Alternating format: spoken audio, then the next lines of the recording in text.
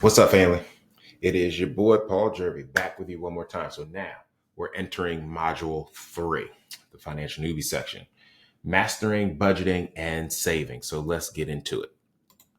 All right. So lesson 1, creating a realistic budget. Remember in one of the previous videos, I told you guys that budgeting is one of those words that people just don't like. I don't know. I liken it to the children of Israel, and they didn't like manna. Budgeting is like manna. It's one of those things that you just don't like doing it. It's not cute. It's not sexy or anything like that, but it is something that is highly needed within your financial walk. And so, remember, budgeting, my definition is budgeting is telling your money where to go instead of trying to figure out where it went. So that's the importance of budgeting. It is the essential. It is the foundation. If you cannot get this cash flow piece right with your money, with managing your money, you will not be able to build the buckets that we talk about in the exit and momentum section. It's going to be very tough for you to live the financial life that you want. You have to get this piece down, and this is crucial to financial stewardship. Absolutely crucial. And in this community, we're trying to become masters over our financial stewardship responsibilities. So some of the budgeting strategies that I wanted to talk about, and I wanted to try to pull some out that are a little bit different from some of the ones that I've talked about in the primary course of economics. But one of them is, and I think I talked about it, but if I didn't, I'm talking about it now, a zero-based budget. I operate off of a zero-based budget now. Or at least I do my best to, because it's a little bit different when you're a business owner. But that essentially is as the income comes in, the expenses go out, there's money left over, right? You want the money that's left over to be zero. So what you then do is you say, okay, well, I'm going to save this much. I'm going to put this much towards debt. I'm going to put this much towards travel. I'm going to put this much towards retirement and college education or the next home, whatever you got to do, so that when that money is, when you do that calculation, you write it down on your sheet, use your tablet, phone, spreadsheets, whatever, that it should say zero. That is a zero-based budget. You have literally told every dollar where to go instead of trying to figure out where it went. The other idea is the 50-30-20 rule. So 50% of your money should be used for your bills, your necessities. 30% can be used for really like discretionary items, so eating out, needing to buy some clothes or something like that. The other 20% for savings and paying down debt. So if you're going to utilize this method, that means that when your income comes in, you're going to take 50% of it. So if you're making $5,000 a month, then 2,500 is for your living expenses. That means that 2,500, which might be a little bit tough in today's environment, but that 2,500 has got to cover your rent or your mortgage, your utilities, and all those things. So if it doesn't, then you have to conform your lifestyle so that it fits within there. Then you'll start to say, okay, well, then I've got 30%, which is like another, in this 5,000 example, 1,500 that I have something to do with. So I can use that 1,500, for, maybe I take some of it and I use it for groceries, or I buy a new shirt, or, go out to the movies or go out to dinner and stuff like that. You can kind of play around with it how you want. And the other 20%, of the 1,000 is what you're going to put towards that and what you're going to save. So you really want to figure out what is going to work for you and your household. There is no one size fits all. It really has to be broken down to what you like. Now, in the course, I talk about bill money and fund money. I love that. That's how I really got started. You have one account that's specifically for your bills, and then you allocate a specific amount for you and your spouse to spend. And it's a different checking account. And once that money is spent, you don't spend anymore. You can even, keep it the same way and just use cash. So that's kind of where the envelope system comes from. You're just using cash to do everything. Cash for groceries, cash for eating out, cash for the gas in your car, cash for fund money. You just use cash for everything. And when you do that, it allows you to feel money. It's a lot easier to spend money when all you got to do is swipe it, or nowadays just tap it. Or like when you scroll through Amazon, all you got to do is just click it and boom, you bought it. But when you actually have to spend that money, it is harder. You actually end up feeling that money. So, use one of those as a idea for some budgeting things. Now, setting up your budget. Now, we kind of talked about it a little bit. So a little bit of a review. Remember, I'm big on review because I think when you hear things multiple times, and you will, as I go through this stuff, whether you've heard it in the economic course a different way with some Bible attached to it, or you're hearing it now, I think I don't care. I'm gonna be honest with you, I don't care, because the Bible says you're a good minister if you remind them of truth. But also, too, we have to reprogram our mind. We have to get this information into the subconscious. So, income assessment: identify all your income sources, salary, side hustles, investments. Where's all the money come from? Categorizing your expenses: fixed versus variable, discretion versus non-discretionary. Remember, we went through that. And then budgeting allocation: assigning amounts to each expense category based on your income. So again, just going back to the previous slide, you have to figure out what is going to work for you. And then the discipline part is when it looks like it's not working the way that you want, or you want to buy something else, but it's not in the budget. The discipline factor is, I'm not going to do it.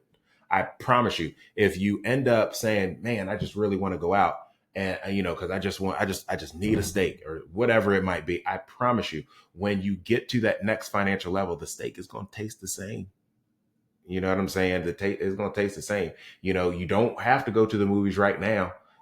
It's going to probably come out on Netflix or Peacock, one of them that you're paying a subscription for. So, just kind of think about that. And anytime that you're getting ready to purchase something, wait 72 hours, do the 72-hour test, wait, and then see if you still need it or if you still want it. Don't just go right ahead and boom, just do it. All right. Choosing a budgeting tool. So, manual methods: I use spreadsheets and I use an app. I use the Rocket Money app. And I have a spreadsheet for the business and then personal. And then I, for the planning pieces, and then how I track everything. So my wife and I have access to the app. She's able to see what's going on. I'm able to see what's going on. And, it updates. I don't know if it updates in real time, but every morning when I look at it, it has yesterday's transactions in it. So that's how you'll want to do it. I think that's easier than doing the spreadsheet and paper route. If you want to, again, completely up to you. But I would think some of the drawbacks would be, if you're using a spreadsheet or if you're using the paper method, is that you literally have to go in and write down. Just kind of like if those of you that remember doing a checkbook, you have to, every transaction, every check that you wrote, you had to write it in the register so that you would know exactly where you're at in case one of the checks didn't clear. Right. So, you just have to keep a running log of those things versus the digital approach. Creating a balanced budget. So here's the thing with the balanced budget. It's basically making sure that your life is in balance, right? Because too many people are too far to the side where everything is expenses and everything's going out the door, and then nothing is being kept. It's being saved. Too much money is going into liabilities, which essentially is you making somebody else rich, and not enough money going into the asset column, which is you making yourself rich. So ensuring all of your income covers your essential expenses and your savings goals, finding that balance, right? And so we talked about, what do we need to do to get in balance, and what do we need to do to make sure that we're on track for those respective goals. So living within your means, it's a temporary thing. Again, I'm not saying you need to sell your car or anything like that, but it's a temporary thing. You want to give God the opportunity to see that you are actually being a good financial steward over his resources. Because if you can't manage the money, what makes you think that he's going to give you more? It's like if you run a business, if you can't, and you need a finance manager, if that person doesn't know how to manage their money, would they hire you? So that's kind of how I want you to think about it. Adjusting your allocations to meet financial goals and priorities. So even if it's not the amount that needs to be saved in order for you to get on track, I still want you to save something. If you need to save $500 and you can only save $100, do it. Do it. Allow the supernatural from God to provide you an opportunity, to provide you with another income stream that's going to allow you to get the additional money from somewhere to put towards there. I remember I was working with a client for years, and they just were at $40,000 a year. And then all of a sudden something happened, and boom, now they're over six figures. They just ended up getting a job, and it just happens like that. So planning for irregular annual expenses. So this is why I like the zero-based budget and things of that nature, and really just having a plan with your cash flow. Because if you don't have a plan for extra money that is left over, put it in savings. All right. So when you have, and even when you're, and the reason why I say this is because if you're going to choose to pay a bill annually, semi-annual, or quarterly, that bill is going to come due. So, you may not have to pay it now, but in a couple of months, you're going to end up having to pay it. So you still want to get into the rhythm of adding those things to your budget. And if you go to Ally Bank, you can create a budget that says car insurance. And so every month you put the amount of money that's needed in there. So when the time comes to pay the car insurance, you put it on the credit card and then you transfer the money to your checking account and pay the credit card off. That's how you do that. So it's not a surprise to you that when this bill comes up and then you end up going into debt, meaning you didn't save anything. So now this bill is due. So you got to put it on the credit card, but now you don't have the money based on how you're spending and how your budget is set up to pay the credit card off. So now it's going to accumulate interest and the credit card is going to get bigger. And so now you're forcing your future self to either increase their income or reduce their spending. 9 times out of 10, you're not going to want to reduce your spending. So people usually will go to increase their income, but then that requires the discipline to do that. So are you going to be able to do that? If not, then you want to take this strategic approach and make sure that you have money when it's available. Implementing and tracking your budget. So steps to start using your budget. The steps would be, number one, to either get the app or get one from Microsoft Excel. Just go in, search budget template. They have one that will basically allow you to budget, and then you can basically say what you actually spent and it'll show you. So, and then you can keep record for, like, you know, this is the one for March, this is the one for April, for May, and so on and so forth. And you can then see exactly where you are and how you're doing. So that would be the first thing, to write your income down, write all of your bills, gather all of your bills, write them down. Those that are kind of like variable bills, like your electric bill, gas for your car, those sort of things, create an average. What is it average? Does it matter do you drive more in the summer? Do you drive more in the winter? Is your electric bill is probably going to be bigger in the winter, like because of the, in the summer because of the air conditioning. If you have gas in your home, gas is probably going to be a little bit bigger in the winter. So you just want to take the time to literally go through it. Block it. This is important. Schedule it, block the time, unaccounted for time. Just let your spouse or somebody know that, hey, this is what I'm about to do. And then I'm going to meet with you and let you know what's going on. It's okay to have meetings about money so that you guys know exactly where everything is. But that's where you would want to start, and have regular check-ins, and so that you can track it and everything. All right.